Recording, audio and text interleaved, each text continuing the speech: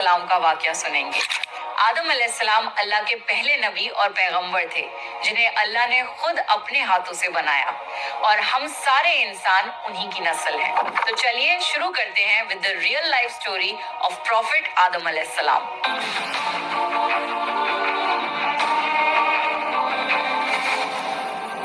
सूरह बकरा में अल्लाह ने आदम अलैहिस्सलाम का जिक्र किया है। जब अल्लाह ने इंसान की मखलूक को पैदा करने का इरादा किया तो अल्लाह ने फरिश्तों से फरमाया, मैं जमीन में अपना एक खलीफा बनाने वाला हूँ। फरिश्तों को लगा कि शायद उनकी इबादत में कोई कमी रह गई है, इसलिए अल्लाह ने नई मखलूक बनाने का इरादा किया है। फरिश्तों ने जिन्नों जैसी दूसरी मखलूक भी देखी थी जो ज्यादा अकल नहीं रखते थे और खून रेजी करते थे। फरिश्तों ने अल्लाह से कहा, ए अल्लाह, हम तेरी तस्बीह, हम्द और पाकी बयान करते हैं। क्या तू ऐसी मखलूक पैदा करेगा जो जमीन में फसाद करेगी और खून खराबा करेगी? इसके जवाब में अल्लाह ने फरमाया, जो मैं जानता हूँ वो तुम नहीं जानते।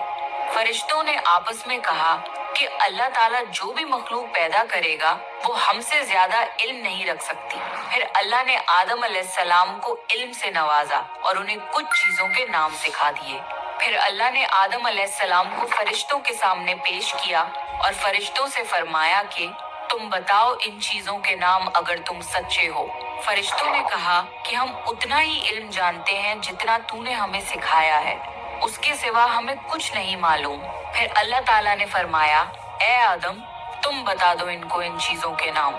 फिर जब आदम ने उन चीजों के नाम बता दिए तो अल्लाह ने फरिश्तों से फरमाया कि मैं ना कहता था कि मैं आसमानों और जमीन की पोशीदा चीजों को जानता हूँ। फिर अल्लाह ने फरिश्तों से फरमाया कि तुम आदम को सजदा करो, तो वो सब सजदे में गिर पड़े मगर शैतान ने सजदा नहीं किया।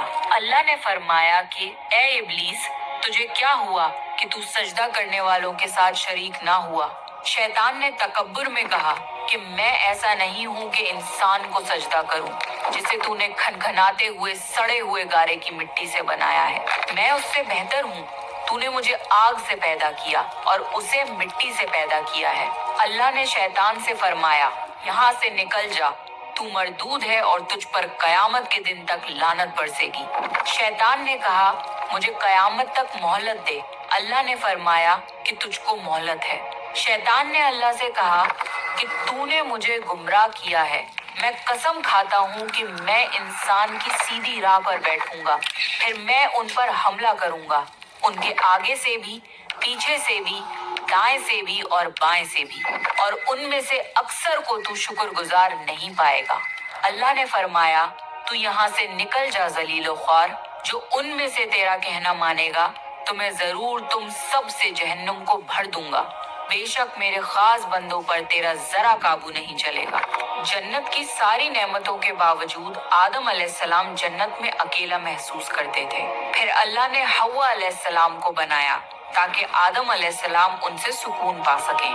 अल्लाह ने फरमाया, ए आदम, तुम और तुम्हारी बीवी जन्नत में रहो, फिर जिस जगह से चाहो तुम दोनों खाओ, लेकिन उस दरख्त के पास मत जाना वरना तुम जालिमों में से हो जाओगे।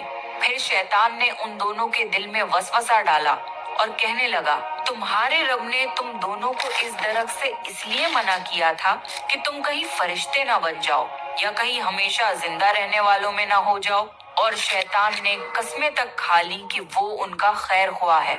बस मरदूद ने धोखा देकर उनको दरख्त की तरफ खींच ही लिया।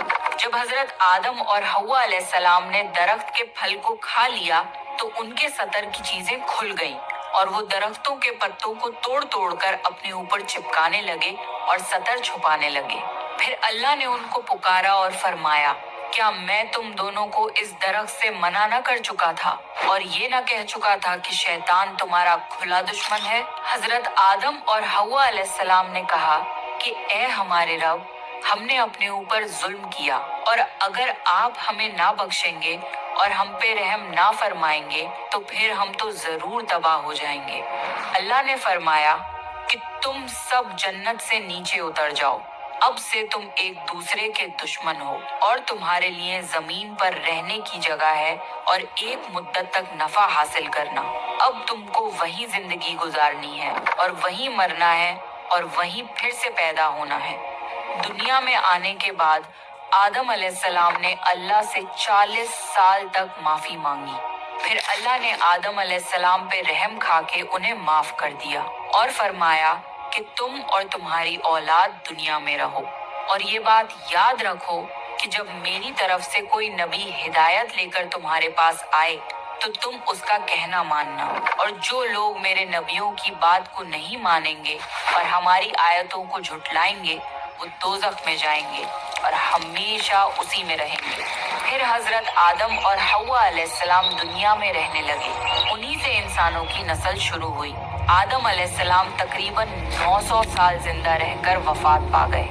कुरान के इस वाक़े से हमें ये हिदायत मिलती है कि जब शैतान ने गलती की तो उसने माफी मांगने की बजाय तकब्बुर किया और अल्लाह को ही अपनी गुमराही का इल्जाम दिया।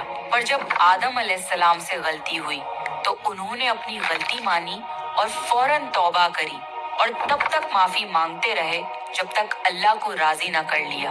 आदम अलैहिस्सलाम की सुन्नत ये है कि जब इंसान से गलती हो जाए तो वो अल्लाह से अपने गुनाहों की माफी मांगे और अपने रब को मना ले।